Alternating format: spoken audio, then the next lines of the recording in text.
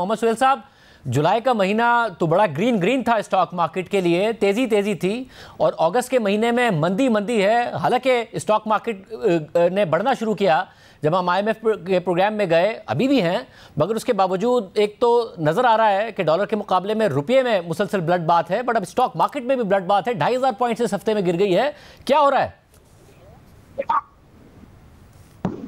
Thank you बिस्मिल्लाहिर्रहमानिर्रहीम। I think stock market के लिए सबसे बड़ा कंसर्न जो रिसेंटली हुआ है वो रुपए की कदर का गिरना है। और रुपए की कदर का गिरना भी अगर 300 रुपए पे रुक जाता तो शायद वो मार्केट उसको एक्सेप्ट कर लेती, क्योंकि पिछली हुकूमत में भी एक दिन 300 रुपए गया था और फिर वो 285-86 हो गया था। बट ये पिछले कोई 15-18 दिन में हर रोज का इंटरबैंक का 1 रुपया और ओपन मार्केट का 1.5 रुपया गिरना, ये कोई भी मार्केट हो इसमें लोगों का पैसा चला जाएगा। और पाकिस्तान में तो 9,000 साढ़े 9,000 अरब रुपए का करेंसी इन सर्कुलेशन है।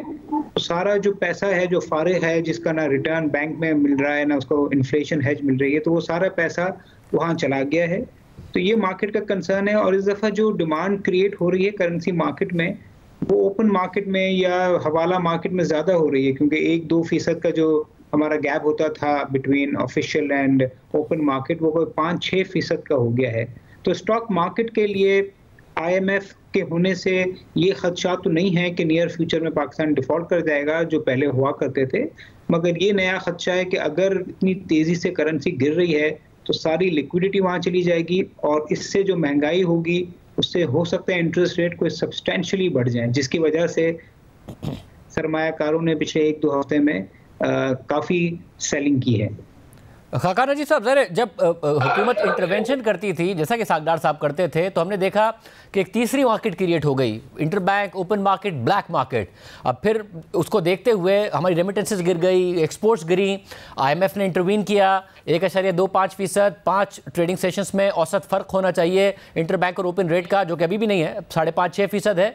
मगर उसके बावजूद रुपया रुक नहीं रहा है और डॉलर बढ़े जा रहा है। एक साइकिल में फंस गए हैं हम कि अगर मैनेज करने की कोशिश करें तो फंस जाते हैं, ना करें मार्केट पर छोड़ दें, IMF कंडीशंस लगानी पड़ती हैं IMF को, क्योंकि उन्हें हम पे भरोसा नहीं है, तब भी फंसे हुए हैं। So शाज़िब, इस वक्त आपको एक्सपेक्टेशंस और अनसर्टेनिटीज, इन दो चीजों को पहले मैनेज करना है एट द मैक्रो लेवल। ये दोनों चीजें मैनेज नहीं हो पा रही। उससे मेरा मतलब क्या है, आपको क्लियरली आना पड़ेगा कि एक फुली फाइनेंस्ड IMF का प्रोग्राम एंड वोग है। पाकिस्तान $18.5 की फाइनेंसिंग कंफर्म किए हुए है फंड के साथ, और उसके अगले 3 से 6 माह के अहदाफ क्लियरली दे दीजिए पाकिस्तानी मार्केट्स को। तो ये जो अनसर्टेनिटी की फिजा है, मैं आपसे इस वक्त बात कर रहा हूं तो डॉलर जो हमारे स्टेट बैंक के हैं वो $7.8 बिलियन पे आ गए हैं। सो बता दीजिए कि ये कैसे प्ले करेंगे 3 से 6 माह में। सो तो ये पहली बात है। नंबर 2 बात ये है कि ये जो चेस कर रही है एक बहुत बड़ी मार्केट एक छोटी मार्केट को, जिसके डायनामिक्स फर्क हैं, go back to the IMF और उनको कहिए कि जो ये कंटिन्यूअस स्ट्रक्चरल बेंचमार्क है, या तो इसको इजी में कन्वर्ट कर दें कि हम इसको इजी लेंगे, या इसको तब्दील करें, क्योंकि ये एक changing of the major market जिसमें 29 शायद बैंक हैं लाइसेंस्ड, वो एक उस मार्केट को चेज कर रही है। शायद ये भी डिस्टर्बेंस क्रिएट कर रही है। नंबर 3, जो आज स्टॉक मार्केट गिरी है उसमें चूंकि कल एक बात आई थी कि मॉनेटरी टाइटनिंग होने जा रही है, मैं सबसे कलीदी बात रखूंगा कि अथॉरिटीज को तीसरी ये चीज देनी पड़ेगी कि पाकिस्तान में इस वक्त जो सूरत हाल है उसमें जो फिस्कल टाइटनिंग है वो जरूरी हो गई है अगर हमने संभालना है अपनी मॉनेटरी एक्सपेंशन को, जिसकी बात पहले रफीक कर रहे थे मेरे।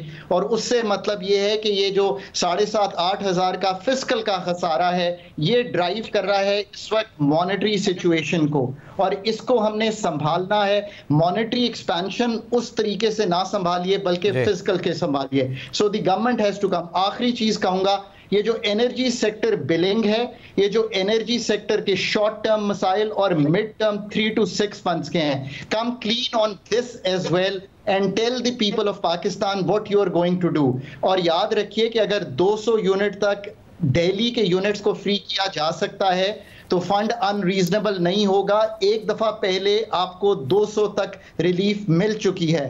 If you come clean on these things, मैं आखिर में कहूंगा कि मैं समझता हूं कि पाकिस्तान के जो ग्रोथ मॉडल के मसाइल हैं, जो पाकिस्तान के इंडिजिनस प्रोडक्टिविटी के मसाइल हैं, वो सारे कायम हैं, पर जो मैंने अभी आपके सामने रखे हैं ये हलशुदा मसाइल हैं। इनका हल हम किए हुए हैं शॉर्ट टर्म में, इनको डील कीजिए और come clean with the markets के what we are about to do, because this is causing the expectations which are Khurshid साहब, ये ज़ाहिर IMF के बाद ये तवक्को थी कि गैर यकीनी की सूरत हाल मुकम्मल तौर पर ख़त्म हो जाएगी, जो कि जुलाई के महीने में नज़र आई, मगर एक ही महीना गुजरता है, डिफ़ॉल्ट की अभी कोई नहीं बात कर रहा है कि पाकिस्तान को डिफ़ॉल्ट होने वाला है, क्योंकि ज़ाहिर IMF के प्रोग्राम में जाने से पहले डिफ़ॉल्ट के बहुत ज़्यादा खदशात पैदा हो गए थे, मगर उसके बावजूद इंतहा से ज़्यादा गैर यकीनी पाई जाती है। शरह सूद कहाँ जाएगी, महंगाई कहाँ जाएगी, रुपया कहाँ जाके रुकेगा, स्टॉक मार्केट का क्या होगा, ये गैर यकीनी की सूरत हाल से कैसे जान छुड़ाई जाए? बहुत शुक्रिया शाहजेब। आपको याद होगा हमने जो लास्ट एक प्रोग्राम किया था आपके साथ मैंने किया था लास्ट वीक शायद, उसमें एक चीज़ हमने पॉइंट आउट की थी कि जो डॉलर का जो बढ़ना है ना, ये बहुत कंसर्निंग है, क्योंकि एक डॉलर के बढ़ने से पूरी इकॉनमी के मैक्रोस पे जो है इम्पैक्ट आता है। उस पर शरह सूद में भी इजाफा होने का चांस बढ़ जाता है, उसके अंदर इलेक्ट्रिसिटी प्राइसेस का बढ़ने का, पेट्रोलियम प्राइसेस के बढ़ने का चांस बहुत बढ़ जाता है। तो ये जो डॉलर है ना, ये डिपेंडेंट अब हो गया है, जैसे मेरे कोलीग्स ने बात की है कि जैसे हमने भी बात की प्रोग्राम में कि डॉलर जो है डिपेंडेंट ओपन मार्केट पे हो गया है, और 5% ओपन मार्केट कंट्रीब्यूट करती है, 95% इंटरबैंक कंट्रीब्यूट करता है। तो ड्राइव कैसे कर रहा है ये ओपन मार्केट, इसमें हमें रिविजिट करने की ज़रूरत है IMF के साथ बैठ के कि देखें आपके साथ एक हमने पॉलिसी तय की, 1.25% का हमने प्रीमियम रखा, लेकिन उसका डाउन साइड ये है कि आने वाले महीनों में रेमिटेंसेस गिरना शुरू हो जाएंगी। आपको याद होगा 6 महीने पहले, 3-4 महीने पहले जब ये हुआ था कि इंटरबैंक को रोका गया था और ओपन मार्केट में रेट 260 रुपये था और इंटरबैंक में 230 रुपये था, तो आपके $2 बिलियन की रेमिटेंसेस वहां गिर गई थी। तो ऑब्वियस है कोई पाकिस्तानी क्यों भेजेगा इंटरबैंक या फॉर्मल चैनल्स के थ्रू जब उसको ओपन मार्केट पे जो है इतना अच्छा रेट मिल रहा होगा। तो कहने का मतलब यह है कि इसका लॉस डाउन साइड ये है कि रेमिटेंसेस का कम होना, एक्सपोर्ट्स का कम होना जिसकी हमेशा ज़रूरत है, उसके साथ कर्जों का बढ़ जाना और इन्फ्लेशन में कमी ना होना। तो मेरे ख्याल में सबसे पहला काम यह किया जाए, स्टेट बैंक गवर्न करे। देखें, मैं करेंसी मैनेजमेंट की बात नहीं कर रहा या करेंसी कंट्रोल करने की बात नहीं कर रहा, मैं कह रहा हूँ जो ओपन मार्केट है उसको गवर्न किया जाए कि जेन्युइन बायर एक्चुअली बाय कर रहा है, या होर्डिंग तो नहीं हो रही, स्पेकुलेशन तो नहीं हो रही, या 2-3 रेट्स तो नहीं चल रहे, इसको पहले तो कंट्रोल किया जाए।